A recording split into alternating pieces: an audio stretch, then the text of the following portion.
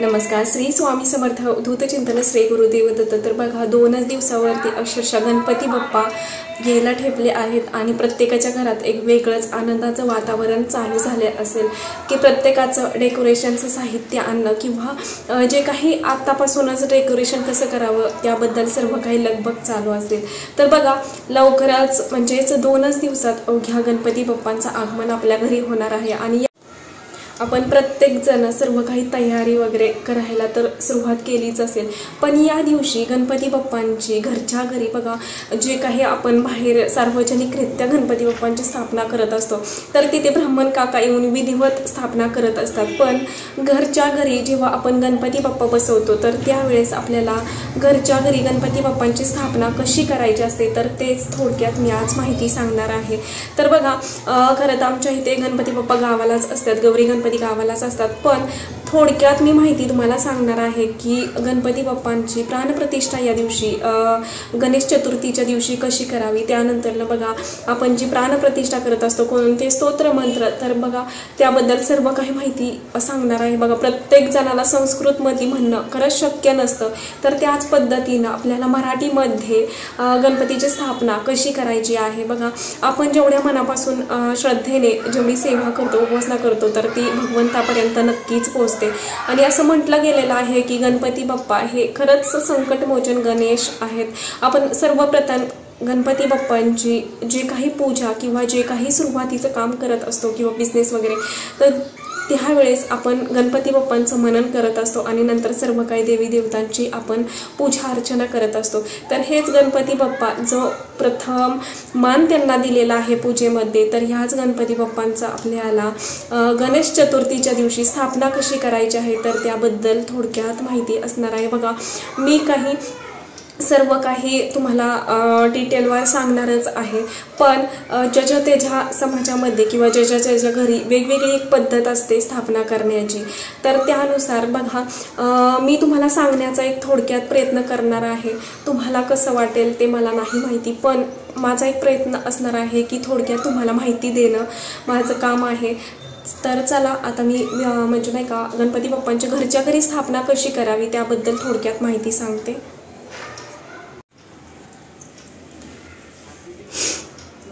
तर बघा जिथं गणपतीची आपण प्रतिष्ठापना करणार आहात तर ती जागा सर्वजण स्वच्छ करायला हवी. बघा प्रत्येक जण जिथं गणेश स्थापना आपण करत असतो तर ती जागा खरंच खूप सुचिरभूत म्हणजे स्वच्छ करत असतो.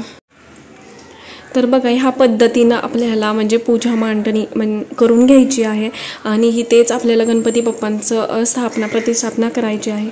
तर बघा प्रत्येक जणाचं जिथं आपण गणपतीची स्थापना करणार आहोत तर ती जागा खरंच खूप स्वच्छ करून घेत असतो. त्यानंतरनं ज्या रूममध्ये आपण गणपती बाप्पांना आगमन करत असतो गणपती बाप्पांचं जिथं गणपती बाप्पांची स्थापना करत असतो ती रूमसुद्धा आपण खरंच म्हणजे अख्खं घर आपण स्वच्छ करत असतो. आणि या दिवशी आपल्याला काय करायचं आहे की सर्व घर आपल्याला स्वच्छ करायचं आहे. त्यानंतर घरात सर्वत्र गोमूत्र शिंपडायचं आहे. आणि ज्या दिवशी आपण गणेश चतुर्थीला गणपती बाप्पांची स्थापना करणार आहोत प्रतिष्ठापना करणार आहोत तर त्या दिवशी आपल्याला खडं मीठ गोमूत्र आणि हळद ह्याने आपल्याला स्पर्शीसुद्धा स्वच्छ पुसून घ्यायची आहे. लादी स्वच्छ पुसून घ्यायची आहे.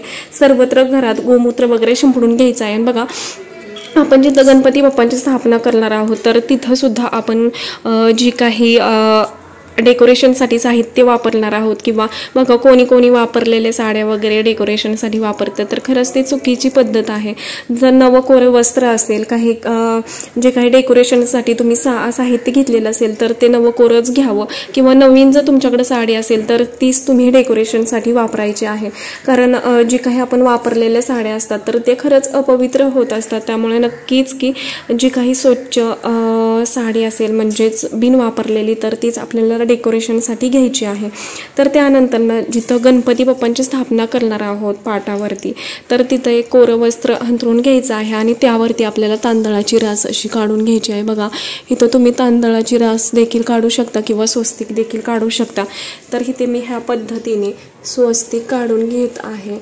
आमचा गणपती बाप्पा खरं तर गावालाच असतो पण मी इथं थोडक्यात तुम्हाला माहिती सांगत आहे की गणपती बाप्पांची घरच्या घरी प्रतिष्ठापना कशी करावी. तर ह्या पद्धतीनं तुम्हाला जिथं गणपती बाप्पांची स्थापना करणार आहात तर तिथं आपल्याला स्वस्तिक काढायचं आहे किंवा तांदळाची रास काढून घ्यायची आहे. त्यावरती आपल्याला हळदी कुंकू वगैरे वाहून घ्यायचं आहे. तर बघा, सुरुवातीला आपण काय करत असतो की सुरुवातीला आपल्याला जी काही दिवा समई लावलेली आहे तर त्याची आपल्याला पूजा करून घ्यायची आहे. तर तिथं देखील हळदी कुंकू अक्षता आपल्याला वाहून घ्यायचं आहेत, कारण सर्वप्रथम आपल्या पूजेमध्ये जो काही आपण अग्निदेवतेचा वास असणारा म्हणजे समय आपण प्रज्वलित करतो तर त्याचा मान असतो. तर सुरुवातीला आपल्याला दिव्याची सुद्धा पूजा करून घ्यायची आहे आणि नंतरला आपल्याला हे करायचं आहे, पूजा म्हणजे गणपती बाप्पांची स्थापना करायची आहे. तर बघा, इथे आपल्याला 5 विड्याची पानं लागणार आहेत. तर माझ्याकडे पानं काही नव्हती, त्यामुळे मी इथं जास्वंदीची पानं तुम्हाला फक्त दाखवण्यासाठी इथं ठेवलेली आहेत. आणि इथं आपल्याला जे काही तुमच्या घरी गणपती बाप्पांची छोटी चांदीची मूर्ती वगैरे असेल तर ती गणपती बाप्पांची मूर्ती आपल्याला अभिषेकसाठी लागणार आहे, तर ती सुद्धा आपल्याला इथं घ्यायची आहे. त्यानंतर गणपती बाप्पांच्या उजव्या बाजूला आपल्याला कलशाची स्थापना करायची आहे. ह्यामध्ये आपल्याला पाणी भरलेला कलश घ्यायचा आहे, त्यामध्ये 1 रुपयाचं नाणं, त्यानंतरनं सुपारी टाकायची, हळदी कुंकू अक्षता वाहून घ्यायचे आहेत, वरती विड्याची पानं लावायची आहेत आणि एक नारळ आपल्याला ठेवून घ्यायचा आहे. आणि त्याची सुद्धा आपल्याला एक सेपरेट पूजा करायची असते, तर ते सुद्धा मी डिटेलवर तुम्हाला सांगणार आहे. तर बघा, इथे सुद्धा आपल्याला कलशाच्या खाली हे करून घ्यायचं आहे, तांदळाने रास काढून घ्यायची आहे. कलशाला आपल्याला स्वस्तिक काढल्यानंतर कुंकाने साईडला आपल्याला 5 रेषा कुंकवाने ओढून घ्यायच्या आहेत.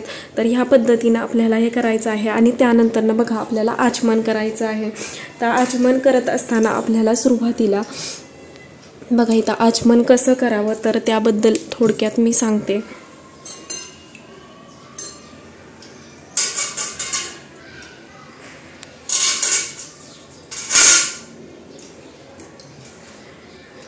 तर बघा, इथं मी पळीभर पाणी घेतलेलं आहे. पळीभर पाणी घ्यायचं हातावरती आणि ओम केशवाय नमः सुरुवातीला आचमन आपल्याला म्हणायचं आहे. पळीभर पाणी घ्यायचं, ओम केशवाय नमः हे पाणी स्वतः पण प्राशन करायचं. त्यानंतरनं ओम माधवाय नमः हे असं पाणी हातावरती पुन्हा घ्यायचं, ओम माधवाय नमः म्हणायचं, पुन्हा ते पाणी स्वतः प्राशन करायचं. त्यानंतरनं ओम गोविंदाय नमः पाणी घ्यायचं हातावरती पळीभर, ते पुन्हा प्राशन करायचं. त्यानंतरनं ओम गोविंदाय नमः पाणी हातावरती घ्यायचं, प्राशन करायचं. बघा, 3 वेळा आपल्याला असं आचमन करायचं असतं. ओम केशवाय नमः पाणी पिणं, त्यानंतर ओम माधवाय नमः पुन्हा आपल्याला पाणी घेऊन ते प्यायचं आहे.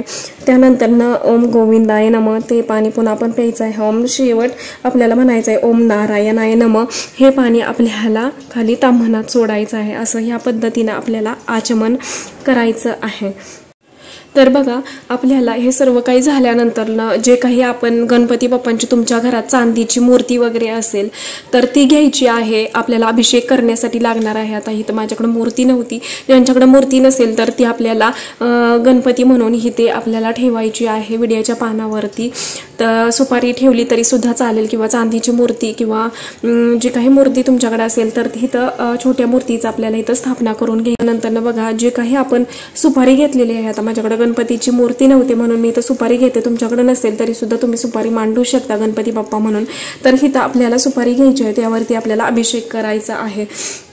आणि त्यानंतर बघा, जेव्हा आपण गणपती बाप्पांच्या मूर्तीवरती अभिषेक करणार आहात तर तुमच्या कुटुंबातील सर्व व्यक्तींची नावं तुम्हाला घ्यायची आहेत. आणि नावे घेऊन झाल्यानंतर आपल्याला काय करायचं आहे की सर्वांना गणपती बाप्पांना प्रार्थना करायची आहे की माझ्याही घरात सुख समृद्धी मनशांती येऊ देत किंवा घराची भरभराटी होऊ देत, घरात कोणतंही अडचण संकटी येऊन देऊ नको किंवा जे काही तुमच्या इच्छा असतील तर ते गणपती बाप्पांना बोलायचे आहेत आणि त्यानंतर गणपती बाप्पांना अभिषेक करायचा आहे. बघा, तुम्ही इथं अभिषेक करत असताना गणपती बाप्पांना म्हणजे गणपती अथर्वशीर्षक जर तुम्हाला येत असेल तर तुम्ही नक्कीच पठण करायला हवं.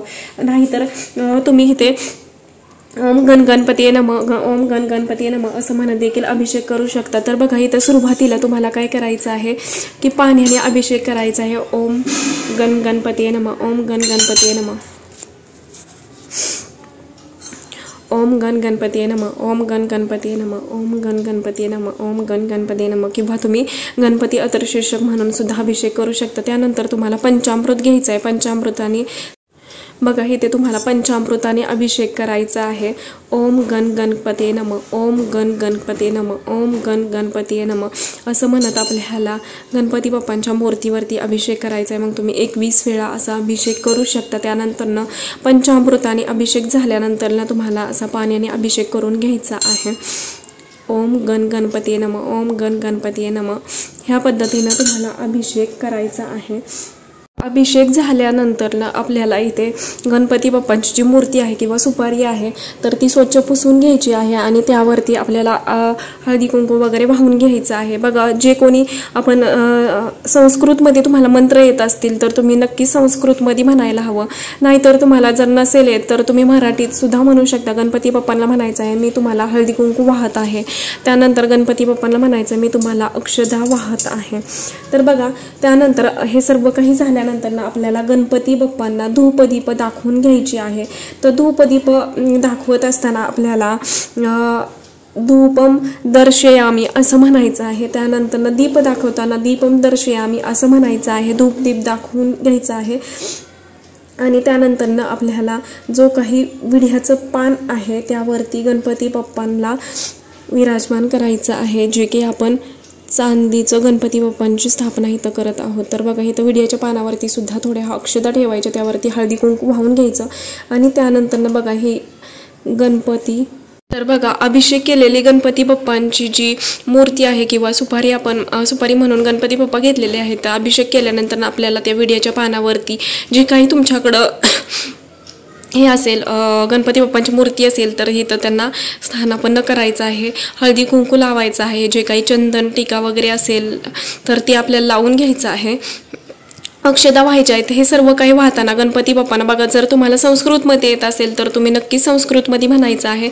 जर तुम्हाला येत नसेल तर तुम्ही गणपती बाप्पांना म्हणायचं आहे की मी तुम्हाला हळदी कुंकू वाहत आहे, मी तुम्हाला अक्षदा वाहत आहे, त्यानंतर मी तुम्हाला चंदन वाहत आहे लावत आहे असं आपल्याला म्हणायचं आहे. त्यानंतर गणपती बाप्पांना धूपदीप दाखवून घ्यायचं आहे. जसं की मी मगाशी म्हटल्याप्रमाणे दीपम दर्शयामी धूपम दर्शयामी असं म्हणत आपल्याला गणपती बाप्पांना हे करून घ्यायचं आहे. बघा मंत्र म्हणून घ्यायचा आहे. आणि त्यानंतर बघा गणपती बाप्पांना जे काही लाल फूल असेल तुमच्याकडे तर ते घ्यायचं आहे. तर मला इथं लाल फूल नाही भेटलं त्यामुळे मी पांढरे फूल घेत आहे. ते आपल्या हातामध्ये घ्यायचं आहे आणि तुम्हाला गणपती बाप्पांना फूल वाहताना 21 वेळा ओम गण गणपतीये नमः, ओम गण गणपतीये नमः सुद्धा तुम्ही म्हणू शकता. किंवा जर तुम्हाला खरं शक्य असेल गणपती अथर्वशीर्षक म्हणणं तर नक्कीच तुम्ही गणपती अथर्वशीर्षक एकदा म्हणायचं आहे आणि हे गणपती बाप्पांना फूल व्हायचं आहे. तर मी इथं ओम गण गणपतीये नमः, ओम गण गणपतीये नमः, ओम गण गणपतीये नमः, ओम गण गणपतीये नमः असं म्हणत आहे आणि नंतर ना इथं गणपती बाप्पांना फूल अर्पण करत आहे. तर हे सुद्धा म्हणत असताना गणपती बाप्पांना तुम्हाला म्हणायचं आहे की मी तुम्हाला फूल अर्पण करत आहे. तर हे सर्व काही तुम्हाला म्हणायचं आहे. त्यानंतर ना बघा जिथं तुम्ही दिवा ठेवलेला आहे किंवा समय ठेवलेली आहे तर त्याखाली सुद्धा तुम्हाला तांदळाने रास काढून घ्यायची आहे आणि त्यावरती सुद्धा तुम्हाला हळदी कुंकू वाहून घ्यायचं आहे. दिव्याची सुद्धा म्हणजे समयची सुद्धा पूजा करायची आहे आणि त्यावरती सुद्धा तुम्हाला हळदी कुंकू अक्षदा फूल वाहून घ्यायचं आहे. अशी आपल्याला दीप प्रज्वलित करायचा आहे आणि दिव्याची सुद्धा आपल्याला या दिवशी पूजा करून घ्यायची आहे. आणि त्यानंतर जे काही आपण मंगल कलशाची स्थापना केलेली आहे तर त्याची सुद्धा आपल्याला इथे पूजा करून घ्यायची आहे. तर बघा जसं की मी मगाशी सांगितल्याप्रमाणे ह्यामध्ये सर्व काही टाकून घेतलेलं आहे. खाली इथं आपल्याला तांदळाने रास काढायची आहे कलशाच्या खाली. तर इथं आपल्याला गणपतीच्या उजव्या बाजूला रास काढून घ्यायची आहे आणि इथेच आपल्याला हळदी कुंकू वगैरे वाहून घ्यायचं आणि नंतर ना जी मंगल कलशाची आपल्याला इथे गणपतीच्या उजव्या बाजूला स्थापना करून घ्यायची आहे. तर बघा इथे स्वस्तिक काढून घेतलेलं आहे. जे काही कलशाला 5 रेषा ओढायच्या असतात तर ते 5 रेषा सुद्धा आपल्याला ओढून घ्यायच्या आहेत आणि आपल्याला कलशाची सुद्धा पूजा करायची आहे. तर बघा कलशाला सुद्धा तुम्हाला हळदी कुंकू अक्षदा वाहून घ्यायच्या आहेत, फूल अर्पण करायचं आहे. ह्या पद्धतीने आपल्याला कलशाची सुद्धा पूजा करून घ्यायची आहे. त्यानंतर इथे आपल्याला शेवट गणपती बाप्पांची स्थापना करायची। बघा इथं तुम्ही तांदळाने गोल चौकनी रास सुद्धा काढू शकता किंवा स्वस्तिक देखील काढू शकता। तर ह्यावरती मी स्वस्तिक काढून घेतलाय, त्यावरती हळदी कुंकू वगैरे वाहून घेतलाय आणि इथं तुम्हाला गणपती बाप्पांची जी मूर्ती आपण आणणार आहात तर ती इथं स्थापना करायची आहे गणपती बाप्पांची। तर बघा मी इथं माझ्या घरातील जे गणपती बाप्पांचा फोटो होता तर ती मी इथं प्रतिष्ठापना किंवा गणपती बाप्पांमध्ये प्राण कसे आणावे तर त्यासाठी मी तुम्हाला इथं दाखवण्यासाठी ठेवलेलं आहे। तर सुरुवातीला तुम्हाला काय करायचं आहे की गणपती बाप्पाला आपल्या प्राण आणायचे असतात तर त्यासाठी आपल्याला पूजा करायची आहे।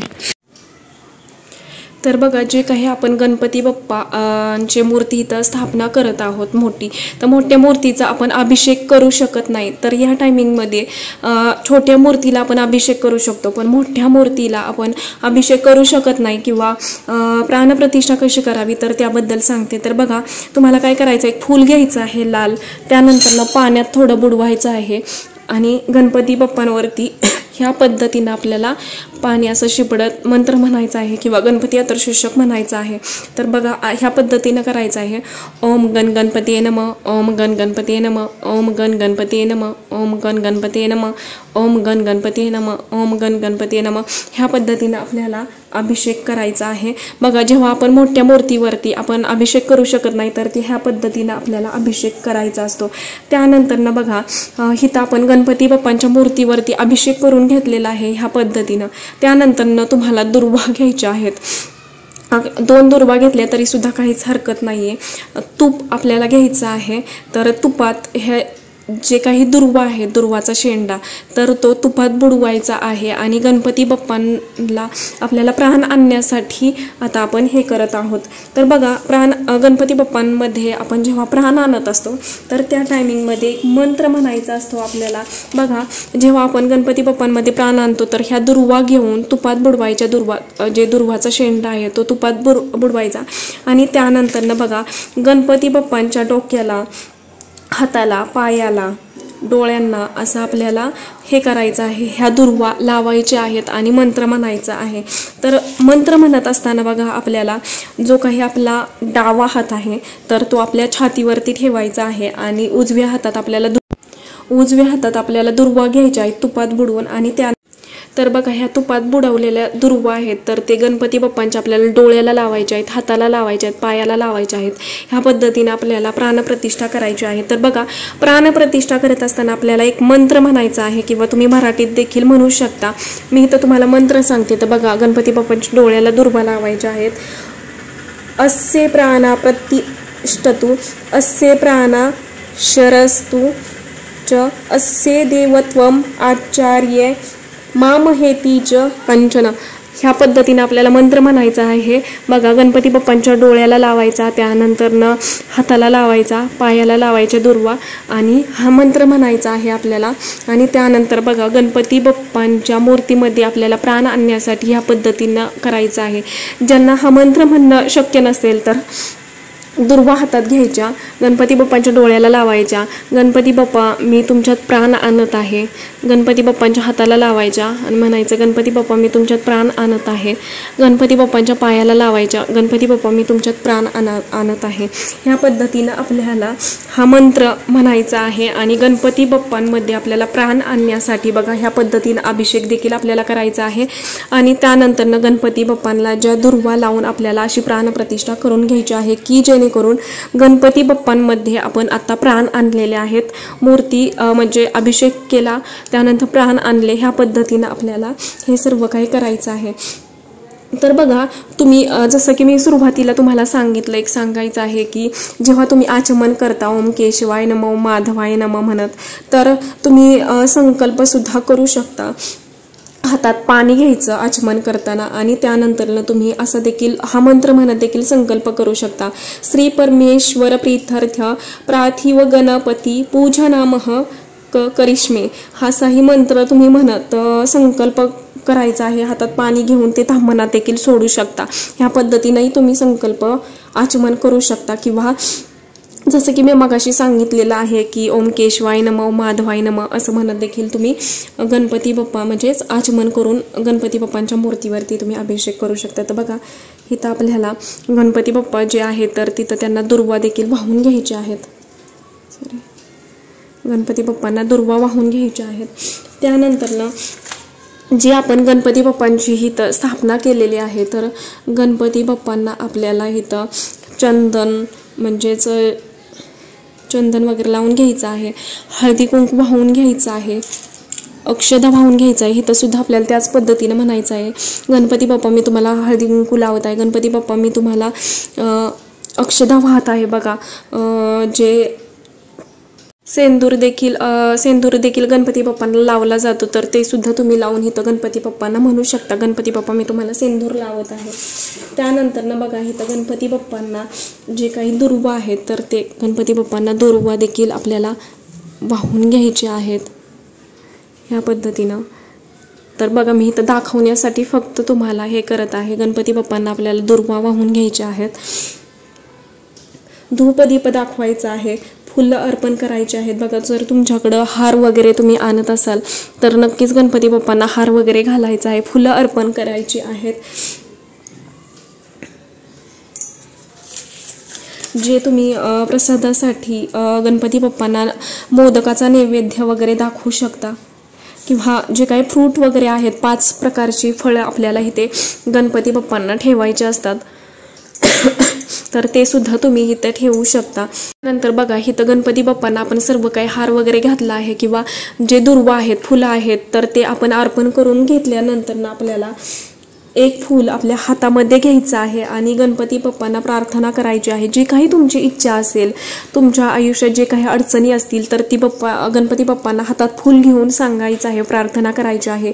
घरात सुख शांती राहू देत. मनशांती राहू देत. घरात आनंदाचं सुखाचं वातावरण राहू देत किंवा जे काही तुमची वाटेवर कोणती इच्छा असेल तर ती गणपती बाप्पांना बोलायची आहे. आणि जे काही तुम्हाला सेवा करायच्या असतील ह्या गणपती बाप्पा म्हणजे नाही का गणपती बाप्पांची स्थापना केल्यानंतर जे 11 दिवस आपण गणपती बाप्पांची मनोभावे सेवा करत असतो श्रद्धेने सेवा करत असतो तर त्याचबरोबर जर तुम्हाला काही सेवा करायच्या असतील तर ह्या 11 दिवसाच्या कालावधीमध्ये कोणत्या सेवा करायच्या तर तो सुद्धा व्हिडिओ आपल्या चॅनेलवरती डिटेलवर येणार आहे. तर बघा तुमची इच्छा बोलायची हातात फूल घेऊन नंतर ते फूल आपण गणपती बाप्पांना व्हायचं आहे. जे काही मोदक किंवा प्रसादासाठी गणपती बाप्पांना तुम्ही जे बनवलं असेल तर ते गणपती बाप्पांना हे ते नैवेद्य वगैरे दाखवून घ्यायचं आहे. फळं वगैरे हे करायचे आहेत. आणि जी काही आपण इथे 5 विड्याची पानं आपण ठेवलेली आहेत तर त्यावरती सुद्धा आपल्याला हळदी कुंकू वाहून घ्यायचं आहे. बघा इथे खारीक नव्हतं माझ्याकडे त्यामुळे मी इथं खारीक वगैरे ठेवलेलं नाही. तर बघा इथं हळकुंड त्यानंतर खोबरं वगैरे ठेवायचं आहे. बदाम आहे. सुपारी आहे. सर्व काही आणि 1 रुपयाचं नाणं सुद्धा तुम्हाला ह्यावरती सर्वांवरती ठेवून घ्यायचं आहे. तर ह्या पद्धतीनं तुम्हाला हळदी कुंकू वगैरे वाहून घ्यायचं आहे. अक्षदा व्हायच्या आहेत. आणि त्यानंतर बघा प्रत्येक विड्याच्या पानावरती तुम्ही इथं फूलसुद्धा आपल्याला अर्पण करून घ्यायचं आहे व्हायचं आहे. तर ह्या पद्धतीनं आपल्याला पूजा करायची आहे. तर बघा ह्या पद्धतीने जी आपण 5 विड्याची पानं मांडलेली आहेत तर त्यांची सुद्धा आपल्याला विधिवत पूजा करून घ्यायची आहे. फुलं वगैरे अर्पण करून घ्यायची आहेत. आणि जे काही बघा आपण गणपती बाप्पांना वस्त्र वगैरे आणत असतो तर ते गणपती बाप्पांना वस्त्र सुद्धा आपण घालून घ्यायचे आहेत. की वस्त्र वगैरे गणपती बाप्पांना घालत असतो तर वस्त्र आपण घालून घ्यायचे आहेत. त्यानंतर बघा जे जानवं जोड असतं तर ते कसं घालावं तर जानवं जोड घालत असताना मूर्तीच्या डाव्या खांद्यावरून उजव्या हाताखाली ते जानवं आपल्याला घालायचं असतं. ह्या पद्धतीने बघा पुन्हा एकदा सांगते मूर्तीच्या डाव्या खांद्यावरून उजव्या हाताखाली असं ह्या पद्धतीने आपल्याला जानवं जोड हे करायचं असतं घालायचं असतं. आता माझ्याकडे मूर्ती नाही आहे नाही तर मी तुम्हाला दाखवलं असतं. तर ह्याच पद्धतीने आपल्याला गणपती बाप्पांची स्थापना करून घ्यायची आहे. तर नक्कीच प्रत्येकाने ह्या दिवशी आपल्याला ह्या पद्धतीनं स्थापना करा. बघा जो काही ज्याच्या त्याच्या पद्धतीनं गणपती बाप्पांची स्थापना वगैरे करत असतो तर तुम्ही तुमच्या पद्धतीनं करू शकता गणपती बाप्पांची स्थापना. तर मी इथं थोडक्यात माहिती सांगितलेली आहे की गणपती बाप्पांची घरच्या घरी स्थापना कशी करावी आणि त्यानंतरनं सेवा कशी करावी. तर बघा, आमच्या इथं गावाकडं गणपती बाप्पा येतात, इथे काही येत नाहीत, पण मी थोडक्यात तुम्हाला पूजा मांडणी कशी करायची किंवा गणपती बाप्पांमध्ये प्राण कसे आणायचे किंवा प्रतिष्ठापना कशी करायची त्याबद्दल सांगितलेलं आहे. तर नक्कीच तुम्हाला देखील व्हिडिओ आवडला असेल, कारण ज्याची त्याची एक पद्धत असते स्थापना वगैरे करण्याची. तर बघा, जी काही माहिती होती मला तर तीच मी थोडक्यात तुम्हाला माझ्या पद्धतीनं मी सांगण्याचा प्रयत्न केलेला आहे. तर नक्कीच या दिवशी तुम्ही सुद्धा ह्याच पद्धतीनं गणपती बाप्पांना घरी आणा किंवा गणपती बाप्पांची प्राणप्रतिष्ठा करा, गणपती बाप्पांमध्ये प्राण आणा. आणि जर खरंच काही चुकलं असेल तर मनापासून माफी मागते. आजचा व्हिडिओ इथंच थांबवते. झालेली सेवा मी महाराजांच्या रुजू करते. व्हिडिओ आवडला असेल तर लाईक करा, शेअर करा आणि चॅनेलवरती नवीन असाल तर असंच नवनवीन व्हिडिओ पाहण्यासाठी चॅनेलला सबस्क्राईब करा. धन्यवाद. श्री स्वामी.